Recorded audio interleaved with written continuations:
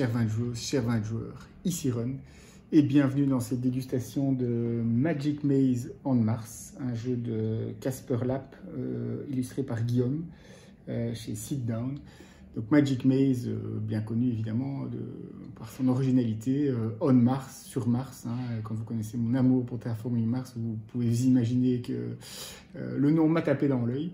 Alors les habitués de Magic Maze ne seront pas trop dépaysés, puisqu'on est évidemment dans le même principe.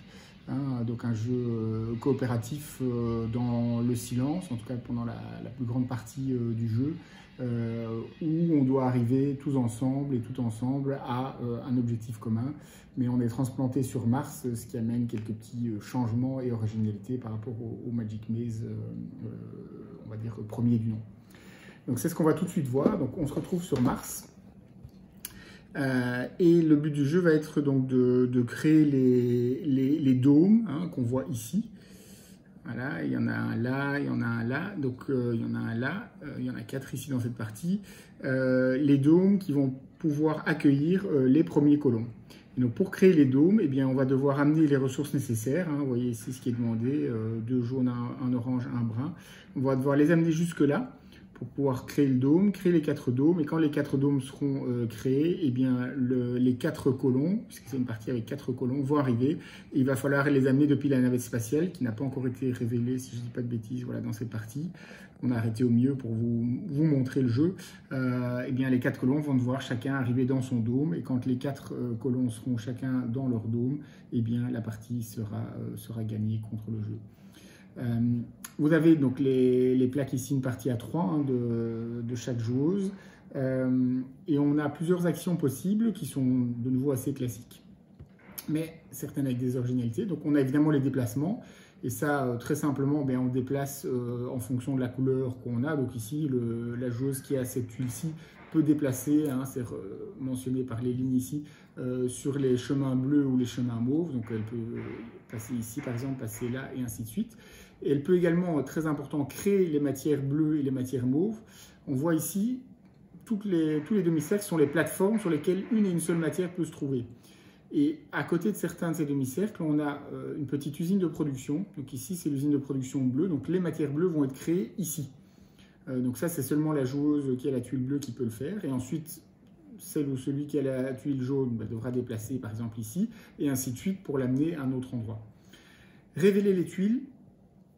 Même principe, c'est la bonne couleur qu'il faut amener. Donc si par exemple ici je veux révéler la tuile et en mettre une ici, eh bien je dois amener une matière jaune ici sur le dôme jaune et en plus ensuite la dépenser sur le demi-cercle jaune, la dépenser et pouvoir révéler la tuile suivante que je vais mettre avec la petite flèche ici à l'intérieur.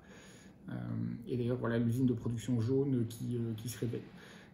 Donc évidemment les couleurs des demi-cercles n'ont pas d'autre importance. Alors, quelques astuces supplémentaires, bien sûr, il y a les sabliers, puisqu'on joue contre le temps, comme d'habitude, comme à Magic Maze. Donc, chaque fois qu'on est à la limite du sablier, on va aller à un endroit où il y a un sablier, le dépenser, enfin le contraire, plutôt le prendre dans cette partie, il y a 4 sabliers en réserve, le mettre, celui-ci n'est plus disponible et on en aura encore 3 autres. Alors, les petites astuces et originalités, donc c'est le fait qu'on doit déplacer les matières et les amener aux bons endroits. Donc ça, c'est une première originalité. Deuxièmement, on a certains endroits donc, où on peut créer des ponts. Et là, même principe, on crée un pont avec la matière de la bonne couleur. Ici, si c'est une matière bleue, je peux créer un pont bleu, mais il y a un et un seul pont bleu. Donc une fois que ce sera le bleu ici, il n'y a plus que la joueuse qui a la tuile bleue qui pourra déplacer une matière sur ce pont. Si ça avait été une matière verte ici, eh bien, j'aurais pu choisir de mettre le pont vert sur l'endroit pour construire le pont. Donc ça, c'est une deuxième particularité. Une troisième petite astuce, ce sont les pipelines qu'on trouve ici, là. Et donc là, comme vous avez déjà deviné, évidemment, on peut passer d'un pipeline à l'autre directement, quelle que soit la couleur de la tuile dont on dispose. Quatrième astuce, juste ici, ce sont les déchets. Donc au fur et à mesure de la progression dans le jeu, quand on va arriver dans les niveaux un petit peu plus compliqués, donc les tuiles déchets vont faire leur apparition, enfin les tuiles plutôt avec des demi-plateformes déchets, demi-cercle, et donc chaque fois qu'on révèle une de ces plateformes, eh bien, on met un déchet sur la plateforme en question et sur chacune des plateformes où on avait déjà un indicateur déchet, comme c'est le cas ici. Donc imaginons, j'ai cette situation, je révèle cette tuile-ci, je mets un déchet sur cette partie-ci, cette plateforme-ci, j'en prends un autre, je le mets sur la plateforme où il y a déjà le symbole déchet. Comme cette plateforme est occupée, eh bien, je vais mettre le déchet sur une plateforme adjacente, par exemple celle-ci. Si jamais j'avais une ressource, imaginons ce cas-ci, une ressource sur la demi-plateforme, eh bien, le déchet en fait éjecte la ressource qui revient à son propriétaire et la remplace. Les déchets n'ont aucune utilité, si ce n'est qu'ils bloquent le chemin, parce que comme vous l'avez déjà deviné, on peut avoir une et une seule ressource, quelle qu'elle soit, sur une plateforme. Donc si par exemple moi je dois passer ici, eh bien j'ai cette ressource-là avec le bleu, hein, imaginons, je dois passer par là, eh bien soit je vais par là, mais il y a la limace que je vais expliquer dans quelques secondes, soit je pourrais aller par là, imaginons, pour une raison X ou Y, Z, mais donc il y a aussi une ressource verte, donc il faut bouger les autres ressources, et donc les déchets, ils servent simplement à bloquer le chemin. Et donc on doit les déplacer et évidemment perdre du temps. Alors, quatrième ou cinquième petite originalité, donc les limaces. Hein, aussi dans les niveaux avancés, vous voyez qu'il y a des demi-plateformes avec des limaces. Donc les limaces, elles naissent quand la demi-plateforme arrive ici. Et les limaces, elles se déplacent de la même manière. Donc n'importe quel joueur ou joueuse peut la déplacer. Donc ici, par exemple, la joueuse qui est la tuile orange. Si ce n'est que les limaces ne se déplacent que quand elles ont quelque chose à manger. Donc une ressource quelconque. Alors soit une ressource utile dans le jeu. Donc là, ici, la joueuse orange peut faire déplacer la limace et évidemment la ressource verte est mangée et elle retourne à son propriétaire. Soit, plus intéressant et intelligent, évidemment, un déchet, puisque là, dans ce cas-là, le déchet sort du jeu, il ne nous embêtera plus dans les tours ultérieurs. Mais évidemment, la limace, elle ne bouge pas tant qu'on ne lui donne pas quelque chose à manger. Donc elle pourra aussi être dans le chemin et très souvent, on sera obligé de lui donner des bonnes ressources à manger. Ou par exemple ici, une bonne idée peut-être ce serait de mettre le pipeline, d'arriver à mettre une ressource ici, et hop, utiliser le pipeline, la mettre là, comme ça elle sera un peu moins dans le chemin pour la suite du jeu. Donc ça, ce sont les limaces, et je pense que j'ai dit quasi tous les pipelines, j'en ai parlé. Il y a également des tuiles avec des sens uniques. Là, on n'a pas joué avec ces tuiles-là dans cette partie-ci. Et la dernière chose à mentionner, c'est le plateau. Il y a un petit plateau, deux petits plateaux à côté. Donc il y a un plateau qui sert simplement à utiliser le fameux pion pour dire c'est à toi de jouer dans Magic Maze, je voudrais que tu fasses quelque chose, puisqu'on ne peut pas parler. Ici, on va être un peu plus précis puisqu'on aura les différentes actions. Vu que c'est quand même un petit peu plus compliqué, ça ne devient pas un jeu expert, mais c'est un petit peu plus consistant. Et on dit, tiens, là, il faudrait vraiment que quelqu'un mette un pont. On peut imaginer que quand quelqu'un est juste devant le pont en question, avec la bonne ressource, la personne comprenne. Là, c'est vite, le sablier va être fini, on n'a pas fait attention. Là, c'est créer une ressource ou bouger. Là, c'est manger un déchet ou déplacer un déchet. Là, c'est utiliser un pipeline. Et là, c'est utiliser la limace. Et ici, on a le stock des éléments pour la partie en cours. Donc là, on a les 4 colons qu'on va devoir amener dans les dômes, les 4 dômes qu'on va devoir placer en mettant les ressources nécessaires, les 4 sabliers, donc on en a déjà utilisé un, et les 3 jokers. Donc les jokers peuvent être utilisés à n'importe quel moment dans la partie, soit pour parler, et on peut parler autant qu'on veut. Bien sûr, le chronomètre continue à tourner, ou plutôt le sablier continue à s'écouler. Donc tant qu'on n'a pas fait une nouvelle action, on peut continuer à parler. Soit échanger une ressource contre une ressource de son choix du moment qu'on a la couleur en question.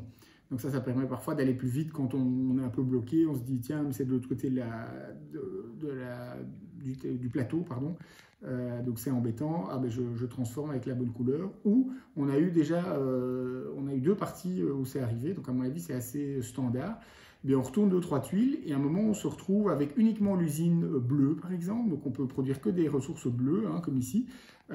Et on n'a plus de sortie bleue. Donc a priori, on ne savait plus créer de nouvelles tuiles et donc il fallait utiliser un joker pour changer un bleu, par exemple, en vert, l'amener ici et ensuite pouvoir à nouveau révéler une tuile et continuer.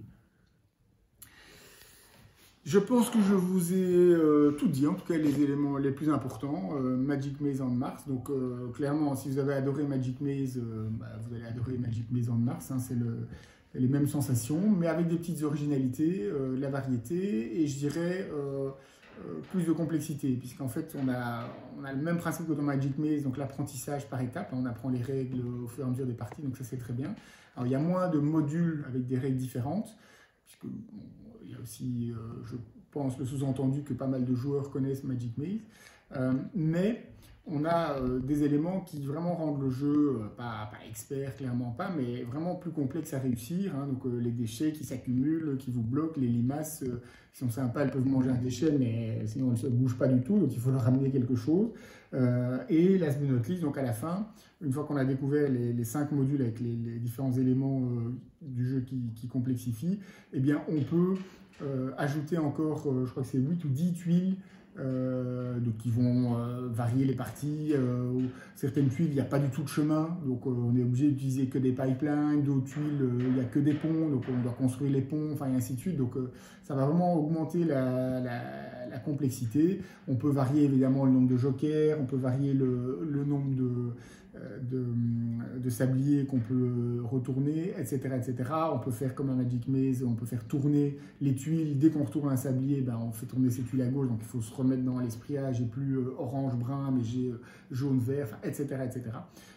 Donc il y a vraiment un petit plus.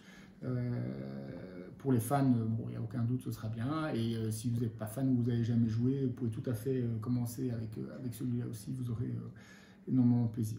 Donc moi, c'est le genre de jeu que j'aime beaucoup aussi, en famille, très très chouette, un peu de calme avant de s'exciter évidemment, et une fois que la partie est perdue, de s'enguirlander bien sûr, parce que c'était de ta faute, tu avais fait ça, mais je t'avais dit qu'il fallait faire ça, je t'ai montré le pion, mais tu n'as rien compris, il suffisait de faire ça. Enfin, je suis sûr que toutes nos lectrices et nos lecteurs connaissent ça.